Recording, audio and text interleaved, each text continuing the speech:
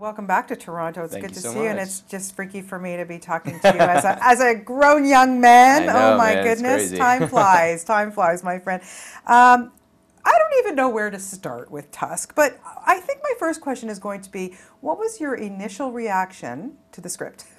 I was laughing a lot, which was fun because, like, yeah, reading it for the first time as an outsider, it came off very funny off the page, and Kevin's a very funny writer, so that was cool.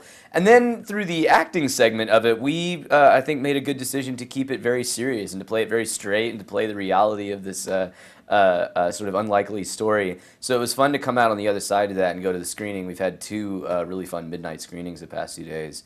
And to laugh at it again, to watch. It's what makes it funny is how serious everyone is in the film, and it's sort of a ridiculous circumstance. But playing it straight I sort of brought out the humor in a really cool way. Yeah, So, exactly. yeah. Now, okay, so just tell us a little about your setup, because it's very closely mirrored, but not exactly, to Kevin's real life in a way, the podcasting situation. So just tell us a little bit about it. That's what's kind of cool is that it's a walrus movie, and I think he said secondarily it's a podcasting movie, and that's been a really cool phase of his life over the past several years. Mm-hmm. And the story idea comes from a podcast that he does with Scott Mosier, and it's funny. Justin and I were talking about this, watching it. There's like establishing shots of Los Angeles when you go in the podcasting studio, and we're like, oh, because my memory of it is where we actually shot it in North Carolina in the fall, in this freezing old abandoned country club that was like, we had to get mold taken out of it so it was safe, and it was very dank and an excellent atmosphere for a horror movie because all the walrus torture stuff was being shot down the hall. But yeah, watching the podcast, it's like, two LA like comedians, but we felt kind of like soldiers in there, like shivering and doing these long 20-minute takes with it and everything. So Yeah, it's kind of cool. Yeah, really cool. Tell me about your collaboration with Justin Long, and I would think that you probably became buddies after shooting. Oh this. yeah, I mean, coming up here has been a lot of fun, and like Kevin and Genesis. And Michael Parks, who's not feeling well, unfortunately, so he can't be here. And Guy Lapont for one day. Like, everybody really enjoyed working together on set. And with Justin, we had to very quickly kind of develop the history that these two guys have, and that they're really close friends, and they're mostly loyal to each other. And the circumstances of the film sort of bring out the cracks in their relationship. But I was really happy to be doing it with Justin because he's a really easy guy to get to like. Yeah. So how do you even, where do you even go to in your head to play a guy whose best friend turns into a walrus? We only get, well, I don't want to ruin too much of it, but we don't spend a lot of time with Justin. And I give Justin a little grief because his experience making the movie was in this, very physically demanding, intense torture chamber, and I got to run around with Genesis and guns, so that was kind of fun. But yeah, I mean, we sort of helped. Genesis and guns. Did you ask for anything more in your career? Not really, and it was not just any gun either. We were shooting in North Carolina with a crew that worked on Homeland, and when they took the gun out of the holster, there was this Sharpie written on the thing that said Claire's gun. And I was like, Claire Danes? Like, is this the gun she uses in the show? So yeah, it's a gun that fights terrorism and walrus torture too. That's awesome. Oh man, that is fantastic. How far back does your fandom go for Kevin Smith? Oh God, I saw Clerks and everything a long time ago, and Chasing Amy and Dogman, all that stuff. And I mean, when I was a kid, probably middle school is when I first was old enough to like get the references and the humor in his films. But yeah, a longtime fan. Yeah, but is it the kind of thing, like, what is it about that guy? Because he's got billions of fans, there's no question about that. Oh yeah. What is it about him that makes him so special?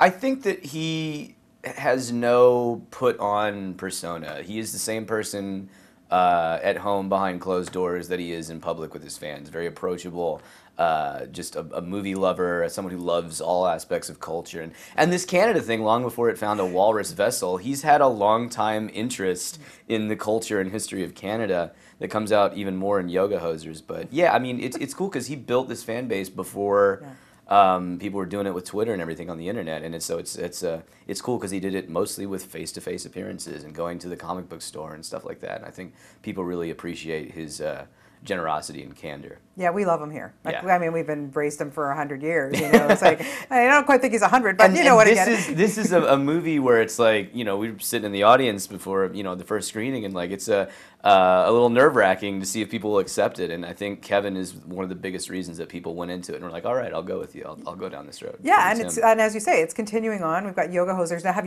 you guys shot that yet? We shoot tomorrow morning. No. I'm hoping I can sleep on the plane because all of our stuff has been like midnight screenings and everything. So we're a little tired, but I love the name of that movie, Yoga Hosers. I'm still not entirely certain what it means, but I mean, I know that there's yoga in the movie. Yoga's a big part. And there's yeah. hosers, eh? Yeah. Come on, eh? Get your A going. You don't have to get that. You know, right. there's layered meanings in there, though, and I'm sure we'll discover them this week. And there's another one, Moose something, right? Moose Jaws. Moose yeah. Jaws. I know okay. even less Yeah. about that, but I think the title is pretty representative of what it's going to be. So cool. So, you know, I have to ask you, as I said, like, you know, I've known you for, you know, for so many years and just watching you grow up, and you've turned into such a wonderful young man. Thank you. How did you manage to keep your feet on the ground and your head below the clouds? I'd say parents are probably the biggest determining factor, and that they were relentlessly normal and put a lot of work into making sure that I went to public school until I was in 7th grade, went to a normal middle school and high school, and went to college too, which I just graduated 2 years ago. Congratulations. Thank you. And I think that doing that and being around kids my age throughout all of that who weren't in the industry,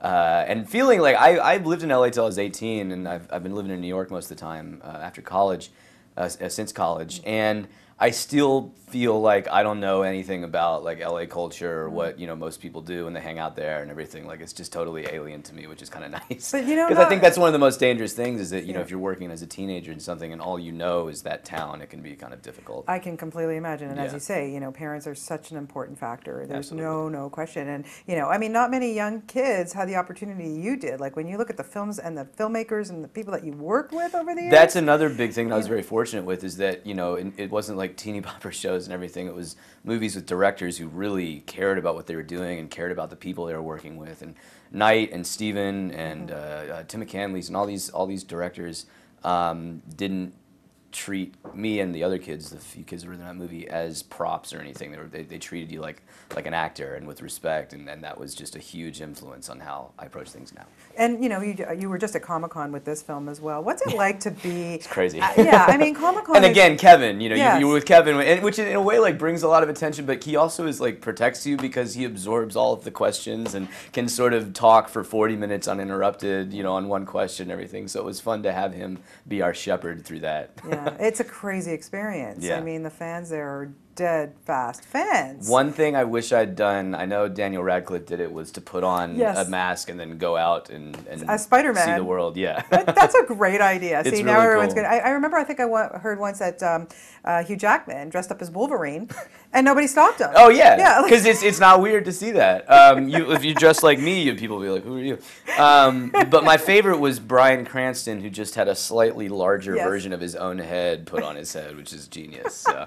You know, so next year you have a year to think about what you want to do. Yeah. Yeah. So like you know, just growing up and doing it, do people still come up to you and go like, "I see dead people" and stuff like that? I was at Dodger Stadium. I'm a big Dodger fan. I don't have my Dodger hat on the table, but they had Yasiel Puig, who I didn't know speaks any English still, doing the line from the movie on the big board. And as soon as I saw movie quotes come up at the commercial break, I was going, I know what this is going to be. Of course it's going to be this. And got to see who sitting around me had noticed. But yeah, I mean, it's cool. It's just totally baffling to me how unaware we were before the fact that it would become such a cultural touchstone. Yeah. So it's crazy where it pops up. Did you ever watch any of your old films? I saw it so much when it came out. Like all those big studio films, you go to like 10 different premieres, international. I saw it in German and Japanese and all that. So I just feel like I don't need to see it again. Been there, done. You'll show it to your kids when they're, you know, when they get older. When you have kids. But it's tough because like that movie. I mean, The Sixth Sense at Night made a great movie, and I never got to enjoy it as a surprise or something like that. Of so course. it's awesome to be part of it. But you're like, wow, I wonder what it'd be like to have watched it cold and not know. Yeah, no, 100%. And quickly, Yeah. what else are we going to see from you coming up? I got a film called Sex Ed with Lorenzo Izzo, Matt Walsh, Retta, Glenn Powell, really fun. Abby Elliott, a great cast. We just won Best Narrative Feature at the Portland Film Festival 2 weeks ago. That comes out on November 9th. Tusk comes out September 19th. And then I have a role as kind of a villain in the Entourage movie that comes out on June 12th. Is that shot? Yeah, that was crazy. Oh. And it was fun because I made it like not too long after this one, which was this very skeleton crew, very fast, and Entourage is like the epitome of like Hollywood excess and everything. So that was a really fun project, but not excess. But it was really fun to be a part of that. And because we're so familiar with those characters, I had no idea what to expect from them. And those guys really did seem like high school buddies who were like, oh yeah, we get to work together again. So it was a really enjoyable experience. And Jeremy Piven, I mean. Woo! I got a lot of my plot line is with him and Billy Bob Thornton. So that was just, every day was, I didn't want it to end. Hey, that's amazing. Hey, I can't wait to see that. It's going to be fun. I mean, I love Doug Ellen's a really straightforward guy, and he tells you what he thinks honestly, and he's excited about it. So I'm really excited to see it too. Well, we're getting the word out to Canada on Tusk. Fantastic. Amazing, and it's such a pleasure to get to talk to you all these years later. It's really nice seeing you again too. Thank you so much, Hayley. Best of luck to you.